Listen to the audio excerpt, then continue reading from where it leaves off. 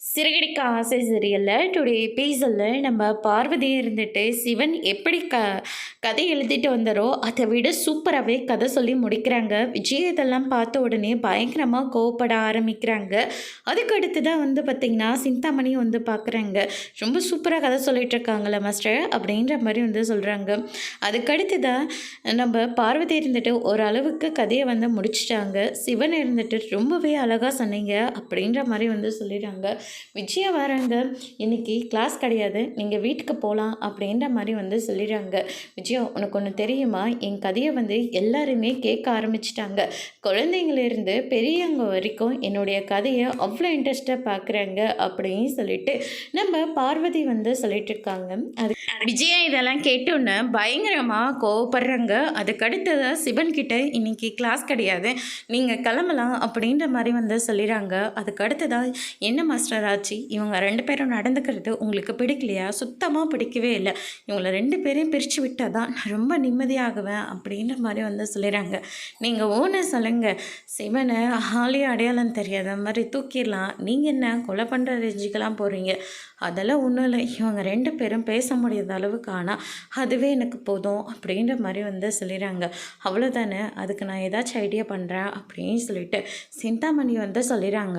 அதுக்கடுத்ததாக பார்வதி உடனே என் மருமக ரோகிணி இருக்கல்ல, இது எப்பத்துலேருந்து என்னடி சொல்கிறேன், என் மருமக ரோகிணி தானே அப்படின்ற மாதிரி சொல்லிடுறாங்க. கொஞ்ச நாளாக அவளை என் மருமகன்னு சொல்லாதன்னு சொன்னேன், 2 பேரையும் பிரித்து வேற வச்சுருக்கேன், இதில் எப்படி திடீர்னு அவள் மருமகளானா அப்படின்னு சொல்லிட்டு கேட்கவும், அது ஏதோ அவள் பொய் சொல்லிட்டான்ற கோவத்தில் அந்த மாதிரிலாம் பேசினேன், மற்றபடி அவள் என்னுடைய மருமக தானே அப்படின்ற மாதிரி சொல்லிடுறாங்க. அவள் இப்போ லட்சாதிபதி ஆக போகிறான். ஏன் இப்போ சிங்கப்பூரில் சொந்தக்காரங்க இருக்குன்னு சொல்லிட்டாங்களா அப்படின்னு சொல்லிட்டு கேட்ட உடனே அதெல்லாம் ஒன்றும் கிடையாது, 275 வீட்டுக்கும் அவளை ஃப்ரிட்ஜு, வாஷிங் மிஷினு, டிவின்னு சொல்லிட்டு எல்லா பொருளும் கேட்டிருக்காங்க. அது மட்டும் இல்லை, மீனாவுக்காகவும் அவங்க பூ கொடுக்கறத பற்றி பேசியிருக்கா அப்படின்ற மாதிரி சொல்லிடுறாங்க. ரோகிணி ஒரு பக்கம் முன்னேறினாலையும் மீனாவும் இதிலேருந்து நிறையா இன்கம் பார்க்க வரல மாஸ்டர் அப்படின்னு சொல்லிட்டு சிந்தாமணி சொல்லிடுறாங்க. ஆமாம் அவளும் கொஞ்சம் நல்ல லட்சாதிபதி ஆக போகிறா அப்படின்ற மாதிரி சொல்லிடுறாங்க.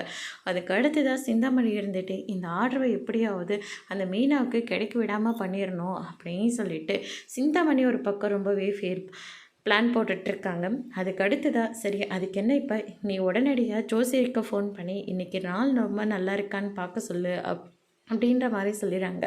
பார்வதியும் ஜோசியருக்கு ஃபோன் பண்ணி விசாரிக்கிறாங்க.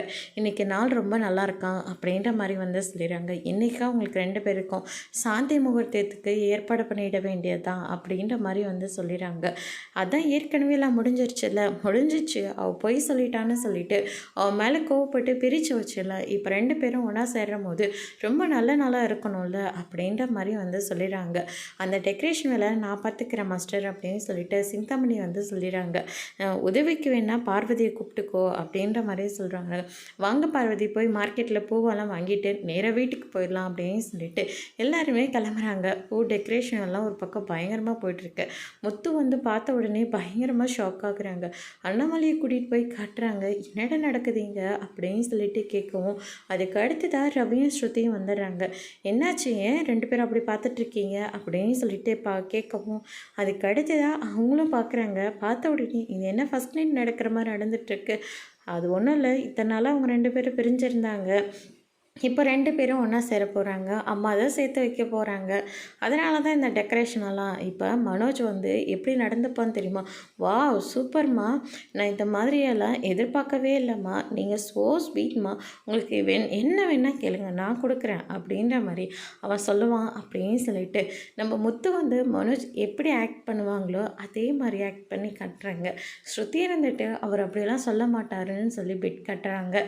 500 ரூபாய்க்கு பெட் கட்டுறாங்க. அதுக்கு அடுத்து தான் அண்ணாமலை இருந்துட்டு இதெல்லாம் என்னது அப்படின்னு சொல்லிட்டு கேட்கவும், நீ பண்ணுறது என்ன வேலைன்னு தெரியுதுங்க, நான் 2 பேரையும் பிரித்து வச்சிருந்தேன், இப்போ நானாக அவங்க 2 பேரையும் ஒன்றா சேர்த்து வைக்கிறேன், அதுக்கு ஒரு நல்ல நாளாக பார்த்து சேர்த்து வைக்கணும்ல, அதனால தாங்க அப்படின்ற மாதிரி சொல்லிடுறாங்க. பணம் வருதுன்ன உடனே இப்படியெல்லாம் பண்ணிகிட்ருக்கியா நீ அப்படின்ற மாதிரி அண்ணாமலை வந்து சொல்லிடுறாங்க. பணம் வருதோ இல்லையோ ஆமான்னு கூட வச்சுக்கோங்க, அதுதாங்க உண்மை. எதுவும் இல்லைன்னு நினச்சிட்டு இருந்தேன். இப்போ அவளால் மனோஜ் வந்து பெரிய கோடீஸ்வரனா ஆக போகிறான். எனக்கு ரொம்ப சந்தோஷமாக இருக்குங்க அப்படின்ற மாதிரி நம்ம விஜயா வந்து சொல்லிடுறாங்க. அதுக்கடுத்து தான் நம்ம சிந்தாமணி இருந்துட்டு அலங்காரம்லாம் முடிஞ்சிருச்சு, அலங்காரம்லாம் எப்படி இருக்குது அப்படின்னு சொல்லிட்டு கேட்கவும், ரொம்பவே பெஸ்ட்டாக பண்ணியிருக்கீங்க, இதனால தான் உங்களுக்கு எல்லா ஆர்டரும் உங்களுக்கே கிடைக்குது அப்படின்ற மாதிரி வந்து சொல்லிடுறாங்க. இது என்ன அலங்காரம், பழைய படத்தில் வர மாதிரியே இருக்குது. இப்போ மீனா கிட்ட கொஞ்சமாக பூ கொடுத்தா கூட அவள் எவ்வளோ அழகாக டெக்கரேஷன் பண்ணிடுவா தெரியுமா அப்படின்னு சொல்லிட்டு நம்ம முத்து வந்து சொல்லிடுறாங்க. பாருங்கள் மாஸ்டர், உங்கள் முன்னாடியே உங்கள் பையன் எப்படியெல்லாம் பேசிகிட்டு இருக்கானா, அவன் பேசினா பேசிட்டு போகிறான், அவன் எப்பவுமே அப்படி தானே பேசுவான், அவனுக்கு அவங்க பொண்டாட்டி பண்ணுறது தான் எல்லாமே பெஸ்ட்டாக தெரியும், நீங்கள் சொன்னாலையும் சொல்லாக்கட்டியும் மீனா பண்ணுறது தான் பெஸ்ட்டே அப்படின்ற மாதிரி வந்து சொல்லிடுறாங்க. இதை கேட்டோன்னே விஜய் வந்து செம கடுப்பாக்குறாங்க. அதுக்கு அடுத்ததாக வந்து பார்த்திங்கன்னா நம்ம முத்தை இருந்துட்டு ரவி ரோகிணியும் நம்ம மனோஜும் வீட்டுக்கு வராங்க. முத்து எப்படி ஆக்ட் பண்ணாரோ அதே மாதிரி தான் மனோஜும் வந்து சொல்லிட்டு இருக்காங்க. சொன்ன உடனே ஸ்ருதி இருந்துட்டு, எப்படி முத்து நீங்கள் இவ்வளோ கரெக்டாக சொல்லிட்டீங்க, சரி சரி 500 பெட் எடு, இவன் என் கூட பிறந்தவன், இத்தனை வருஷமாக அவன் கூடயே இருக்கேன், அவன் எந்த நேரத்தில் எப்படி பண்ணுவான்னு எனக்கு தெரியாதா, அதனால தான் அப்படின்ற மாதிரி வந்து சொல்லிடுறாங்க. அதுக்கு அடுத்து தான் வந்து பார்த்திங்கன்னா நம்ம முத்தை இருந்துட்டு சிந்தாமணி ஒரு வழி பண்ணிடுறாங்க. இன்னொரு பக்கம் வந்து பார்த்திங்கன்னா ரோகிணி, நீ ரொம்ப நல்ல பொண்ணுமா, என் மனோஜ் இப்போ இந்த அளவுக்கு இருக்கானா அதுக்கு காரணமே நீ தான், இத்தனை நாளாக உங்கள் 2 பேரையும் நான் பிரித்து வச்சுட்டேன், இனிமேல் சீக்கிரமாக இந்த வீட்டுக்கு ஒரு வாரிசு நீளமாக கொடுக்கணும் அப்படின்ற மாதிரி வந்து சொல்லி ஆசீர்வாதம் பண்ணுறாங்க. அதுக்கடுத்து தான் சரி போய் அலங்காரம் பண்ணிக்கலாமாம்மா அப்படின்னு சொல்லிட்டு ரோகிணி ஒரு பக்கம் கூட்டிகிட்டு போகிறாங்க. ரோகிணி பயங்கர வெக்கத்தில் இருக்காங்க. இன்னொரு பக்கம் மனோஜ் இருந்துட்டு பட்டு வேட்டி பட்டு ஷர்ட் போட்டு ரூமில் இருக்காரு. அவங்க பூவோட பூவாக கலந்துக்கிட்டு ரொம்பவே சந்தோஷமாக இருக்கு. அதுக்கு அடுத்து தான் நம்ம ரோகிணி வராங்க. ரோகிணியை பார்த்த உடனே நீ எவ்வளோ அழகாக இருக்க தெரியுமா ரோகிணி அப்படின்ற மாதிரி வந்து சொல்லிடுறாங்க. உண்மையாவா சொல்கிறேன், உண்மையை தான் சொல்கிறேன், நான் போய் பொய் சொல்லுவேனா அப்படின்ற மாதிரி ஒரு மனோஜ் வந்து சொல்லிடுறாங்க. இந்த நேரத்தில் ஒரு பாட்டு பாடணும்னு தோணுது அப்படின்னு சொல்லிட்டு பாட்டெல்லாம் பாடுறாங்க. அதுக்கடுத்து தான் பாஞ்சிக்கிட்டு ரோகிணி கிட்டே போகுவோம். ரோகிணியால் அந்த பாட்டை கேட்கவும் முடியல, மனோஜ் பண்ணுறதையும் சுத்தமாக உங்களுக்கு பிடிக்கவே இல்லை. அதுக்கடுத்ததே யாரோ ரூம் கதவை தட்டுறாங்க. அதோடு இன்றைக்கான எபிசோட் முடிச்சிருக்காங்க. இனி சிறுகடிக்க ஆசையில் அடுத்தடுத்து என்னெல்லாம் நடக்க போகுதுன்றதை வெயிட் பண்ணி பார்க்கலாம். தேங்க்யூ.